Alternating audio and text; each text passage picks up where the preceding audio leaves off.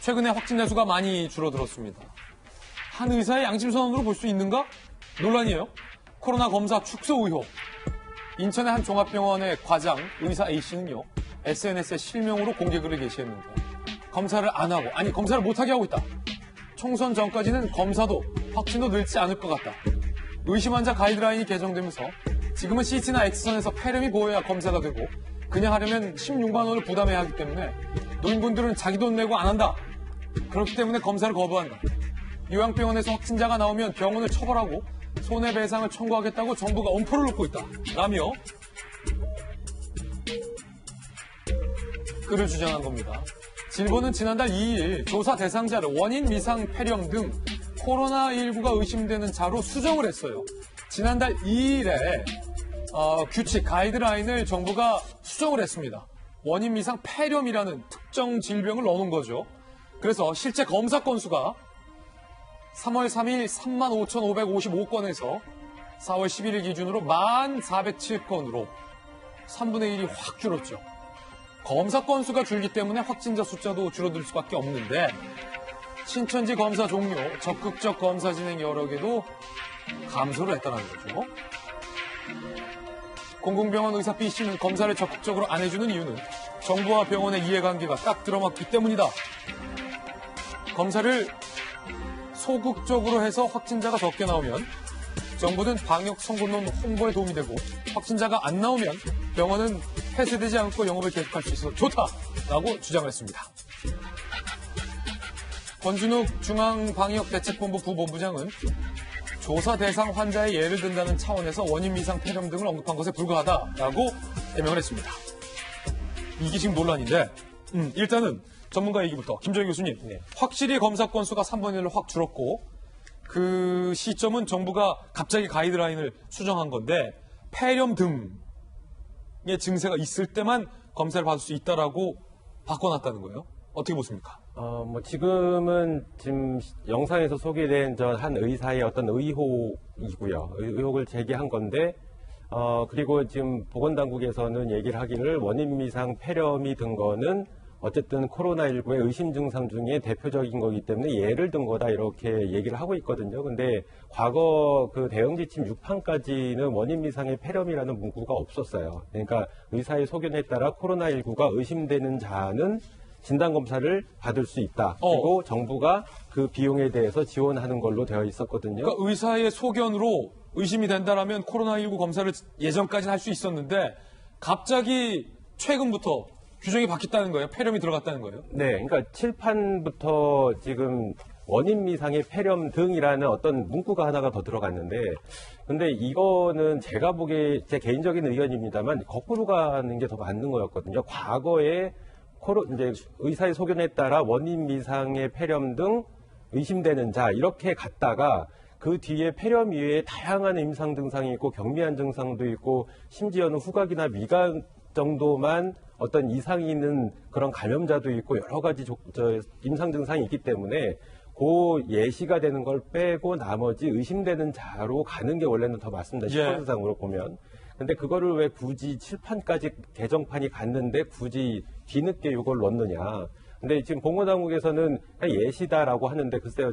저는 개인적으로 이제 어떤 공문서나 아니면 이제 법 관련돼 있는 문구상에서 이거는 부총장님께 여쭤보면 더 맞겠지만 되게 법문서에 뭐뭐뭐뭐 등 하고 예시를 들거든요. 그러면 만약 그 예시가 없었을 때는 나중에 유권 해석이 가능한데 그렇게 딱 지정을 해놔버리면 굉장히 제한적인 해석을 하게 되어 있거든요. 그러니까 지금 보면 딱 원인 미상의 폐렴일 때만, 그러니까 CT나 X선 검사상으로 그런 폐렴 증상이 있을 때만 마치 진단검사를 할 수 있는 걸로 오해의 소지가 분명히 있습니다. 그러니까 적절치는 못한 문구였다. 저는 개인적으로 그렇게 생각을 하고 있고요.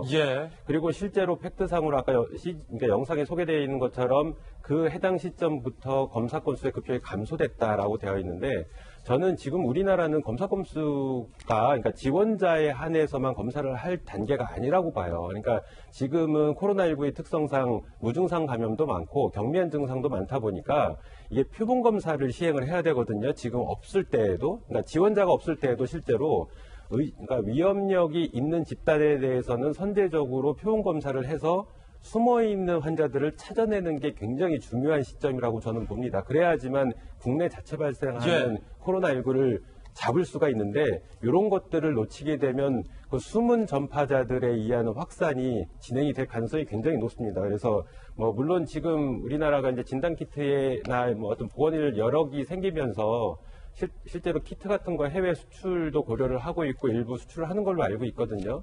그렇게 해서 우리나라 국가 위상을 높이는 거 물론 중요합니다. 근데 실제로는 우리나라 내에서의 코로나19를 잡는 게 무엇보다 중요하고요. 그러기 위해서는 이런 선제적인 어떤 표본 검사 등과 같은 그런 진단 검사를 계속 시행을 주기적으로 해야 되고 더군다나 앞으로의 이런 대응 지침의 어떤 변화를 가져오려면 이게 무증상감으로 지나간 사람도 굉장히 많을 거라고 생각하거든요. 우리 중에도 누가 감염됐다가 증상 없이 지나갔는지 알 수가 없어요. 그래서 나중에 이제 진단 목적으로는 항체 검사를 하면 안 되지만 이렇게 어떤 대응을 위한 앞으로의 데이터를 확보하기 위해서는 항체 기반으로 한 진단 검사를 해서 국민의 몇 %가 확진 안 되고 감염된 사람이 있는지 이런 데이터들도 계속 수집을 할 필요가 있습니다. 그래야지 앞으로 대응에 어떤 발판이 될 수가 있거든요. 그래서 이런 것도 굉장히 중요한데 어쨌든 이 상황으로 봐서 저 문구는 적절지 못했다라는 거는 저는 개인적으로 동의를 합니다. 그러면 쉽게 말해서 이 검사 건수 자체를 줄여버리면